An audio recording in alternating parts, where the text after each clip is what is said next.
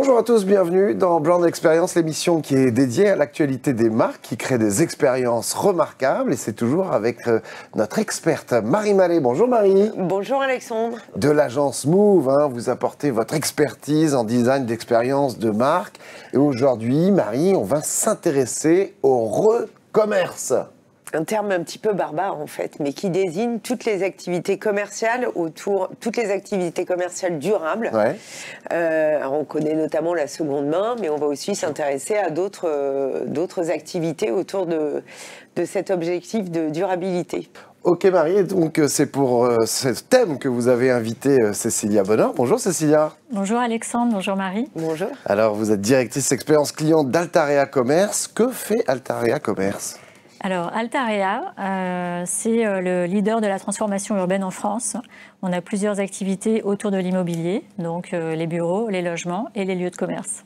Très bien. Marie, une attention particulière justement autour du re-commerce parce que c'est devenu un vrai business dans tous les sens du terme.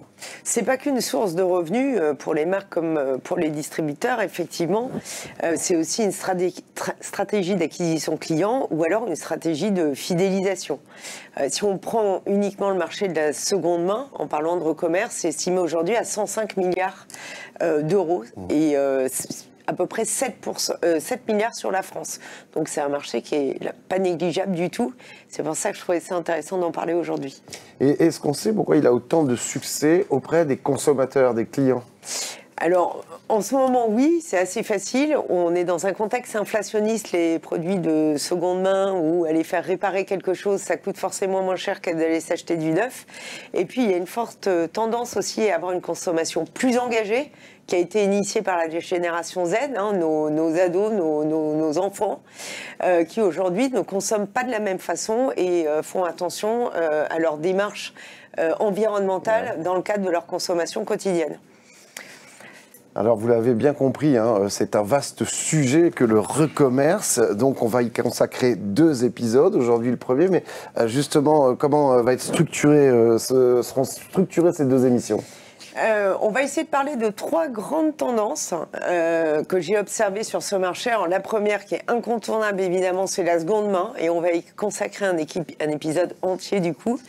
Et puis, dans le second épisode, je vous proposerai d'aborder la notion de réparation et la location aussi, qu'on observe dans bien d'autres secteurs que les secteurs initiaux dans lesquels on l'a choisi en tant que consommateur.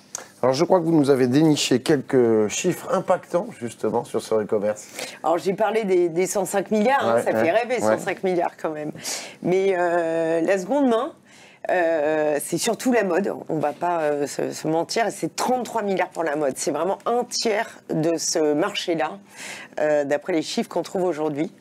Et 1,16 milliard pour le textile, donc pour la mode, au niveau de la France. Donc c'est un vaste marché. Voilà, et qui croît aujourd'hui à peu près 8 fois plus rapidement qu'il y a quelques années. Donc c'est vraiment une dynamique qui est extrêmement forte dans la consommation. Alors justement, qu'est-ce qu'on observe plus particulièrement sur ce marché ? Alors, il y a 3 choses que j'ai observées moi, il y en a sans doute d'autres. Il y a le fait que ça s'élargisse à d'autres secteurs, le fait qu'on professionnalise aussi cette notion de seconde main, et puis c'est aussi une tendance qui commence à être préemptée par les marques. Voilà, donc je trouvais ça intéressant aujourd'hui qu'on aborde ces 3 grandes thématiques de la seconde main. La première, c'est l'élargissement sectoriel. Alors, la seconde main, historiquement, c'était quoi ? C'était l'immobilier et l'automobile. En général, c'est ce qu'on achetait en seconde main, entre guillemets.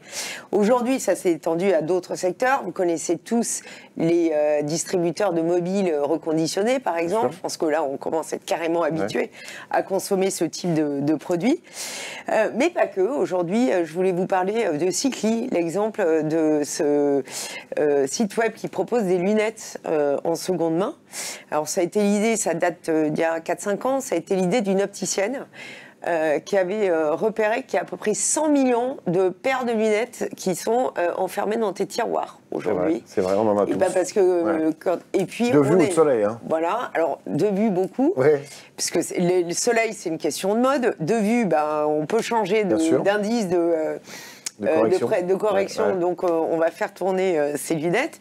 Et puis c'est un marché finalement qui adresse des personnes un peu plus vieilles. On sait que la population vieillit, donc c'est un marché qui a quand même eu tendance à croître.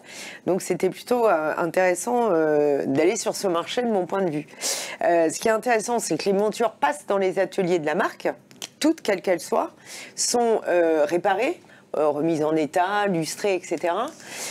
Comme vous pouvez le voir quand vous êtes sur le site, vous pouvez aussi essayer. Alors justement, vous l'avez testé, hein, voilà, on voit à l'antenne. C'est très bien fait parce qu'on a vraiment l'impression de porter les lunettes en vrai. Ça prend du temps là quand vous l'avez fait Non, dès qu'on clique sur essayer, la paire de lunettes est automatiquement sur le bout du nez et puis on peut se tourner comme vous le voyez dans le petit film. C'est vraiment, ça marche très bien. Ouais. Donc c'est une marque qui a déjà opéré 2 levées de fonds. Pas énorme, juste pour développer dans la tech et qui fonctionne très très bien aujourd'hui.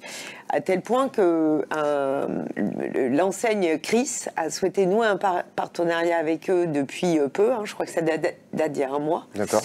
Et l'intérêt en fait pour Cycli, ça lui donne une existence physique finalement à travers le réseau Chris. Et pour Chris, ça leur donne accès à ce réseau de seconde main. Ouais, voilà, cette offre de seconde main qui devient assez incontournable aujourd'hui pour les marques, bien pour sûr. Les enseignes. Voilà pour cet exemple qui me semblait intéressant à présenter. Ce qui est intéressant aussi, c'est la professionnalisation du service qui finalement permet au consommateur d'être complètement rassuré sur le produit qu'il achète. Oui, alors avant la professionnalisation, je voulais vous parler aussi du marché de la mode. On l'a évoqué rapidement en début d'émission. Jusqu'à il y a quelques années, la mode de seconde main, elle s'achetait dans des magasins qui n'étaient pas forcément toujours très valorisants pour le consommateur. Ouais. Aujourd'hui... les boutiques un peu cheap, des choses comme ça. Voilà, exactement. Donc, quand on parle de cet élargissement sectoriel, il arrive aussi sur ces marques de mode. J'avais envie que Cécilia présente un joli exemple d'enseigne de seconde main. Je vais la laisser parler. Justement, Cécilia. Avec un concept particulièrement soigné.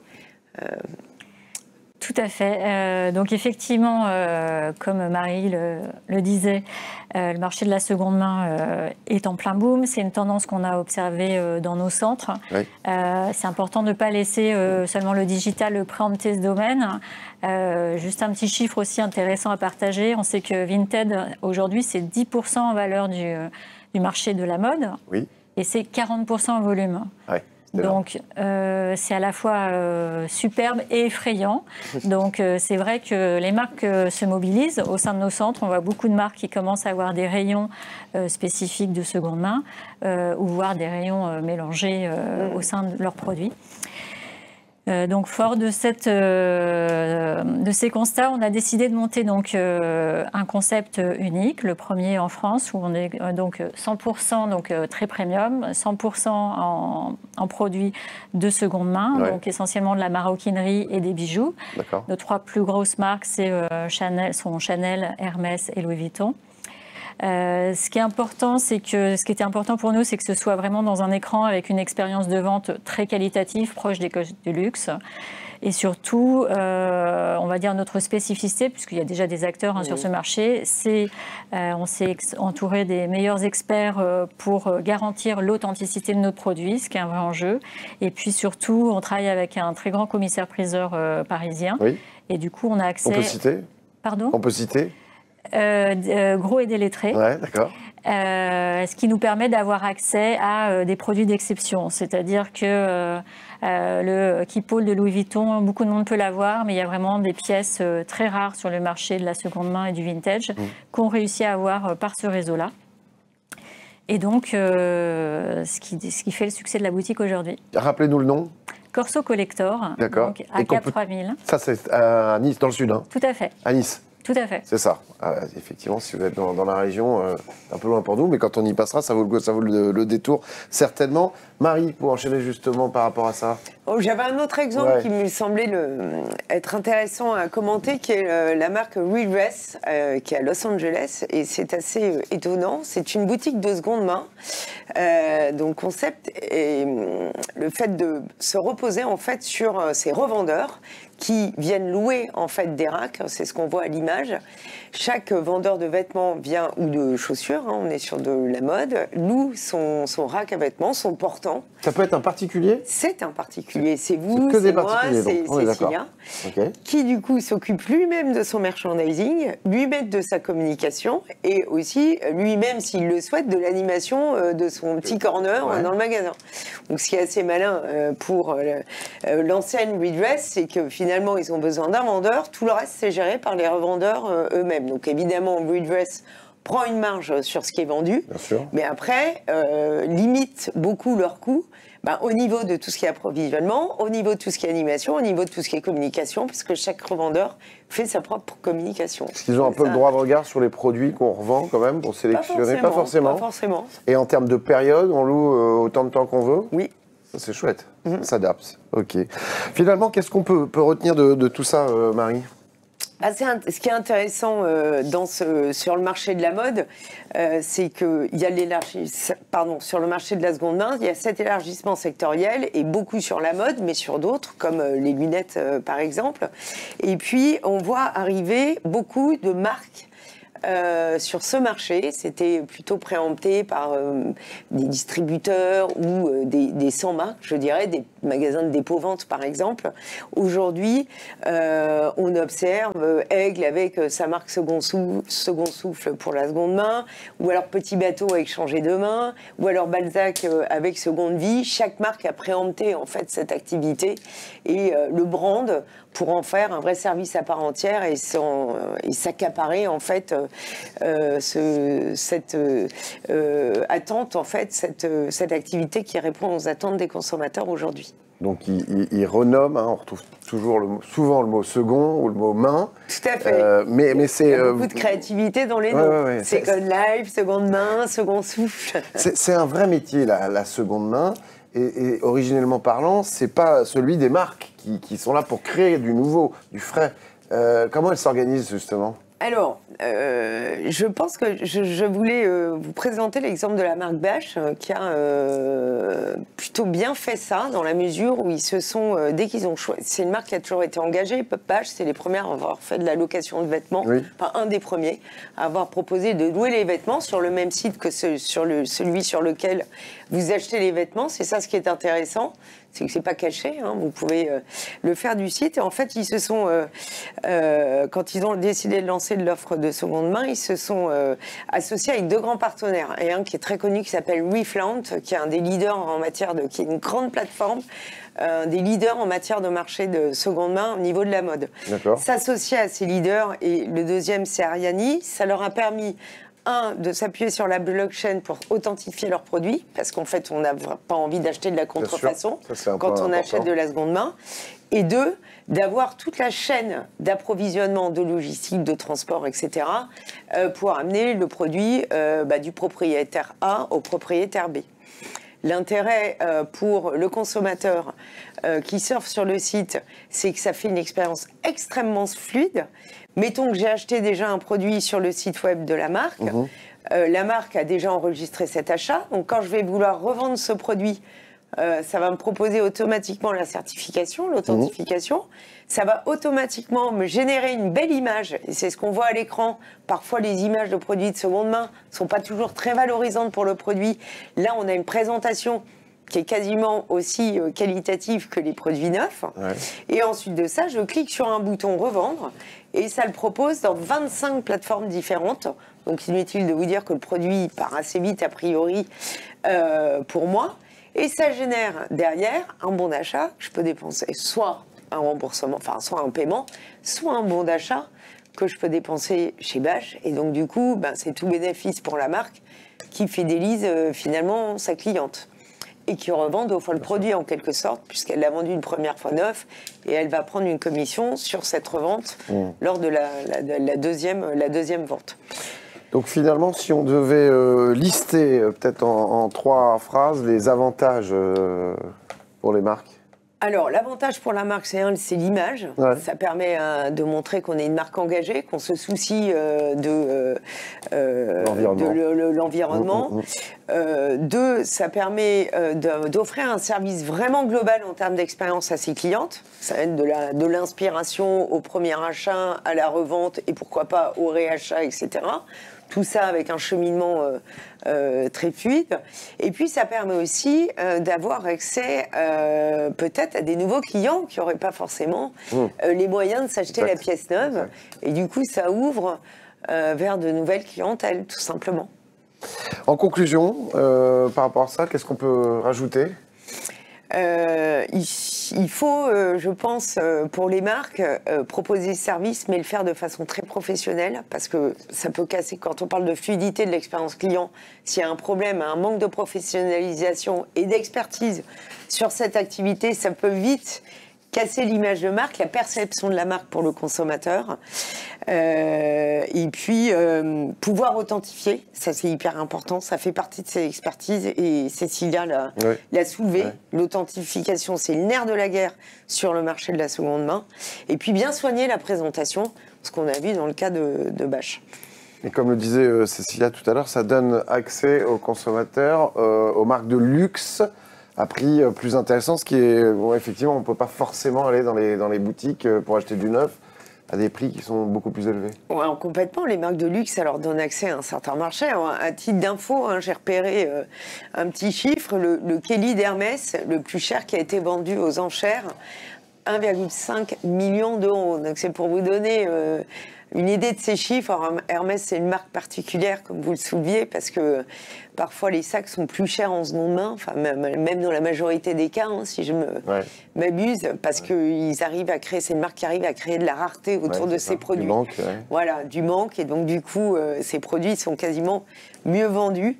En tout cas, pour les marques de luxe, comme pour les autres qu'on a évoqués, c'est un levier majeur pour répondre à leurs attentes consommateurs, leurs attentes de clients. Et aujourd'hui, elles commencent à l'activer de façon assez forte, puisqu'on sait qu'ils pourraient représenter à terme 20% de leurs revenus. Parce que le fait d'authentifier leur sac, ça permet derrière de les vendre, de les revendre et d'assurer en fait que sur le marché de la seconde main, ce sont bien des produits qui viennent de chez eux. Alors justement, à propos de luxe, on en a parlé, Cécilia, tout à l'heure, dans votre centre Cap 3000 à Nice, vous avez donc lancé, je crois que c'était il y a 3-4 ans, Corso Collector, qui a du succès. Est-ce que justement c'est pérenne ? Quel est votre regard là-dessus ? Donc, ce qui est intéressant, c'est qu'on voit la montée d'exigence de nos clients qui attendent la même expérience en boutique que dans une boutique de luxe. Donc, comme le disait Marie tout à l'heure, il faut bien faire les choses. Donc ça, c'est le premier enseignement. Et le deuxième, c'est que quand même, il y a beaucoup d'acteurs qui se sont lancés sur ce marché qui paraît effectivement prometteur. Mais d'une part, il faut bien faire les choses. Et la deuxième, c'est que les marges sont plus réduites. Ouais. Donc la rentabilité économique, le modèle économique n'est pas le même. Et donc, il faut être prudent là-dessus. Il va quand même y avoir de la casse. Nous, ça se passe bien. On est très contents de nos résultats. On est vraiment au-dessus de nos objectifs. Mais néanmoins, on va voir que c'est un marché qui va encore beaucoup évoluer. D'accord. Alors, pour conclure ce premier épisode sur le e-commerce, Marie.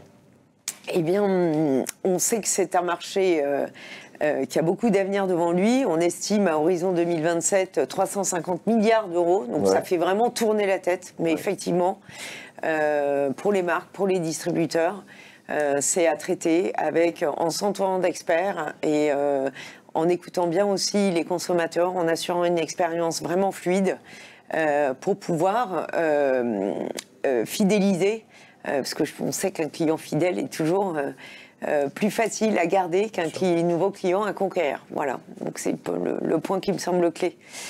Merci Cécilia, merci Marie. Merci. On se retrouve bientôt, puisqu'il y a un deuxième épisode sur le e-commerce. On y parlera de la réparation et de l'abonnement. C'est très bientôt sur la News Expérience Client. Voilà, merci de nous avoir suivis et à très vite. Prenez soin de vous. Ciao.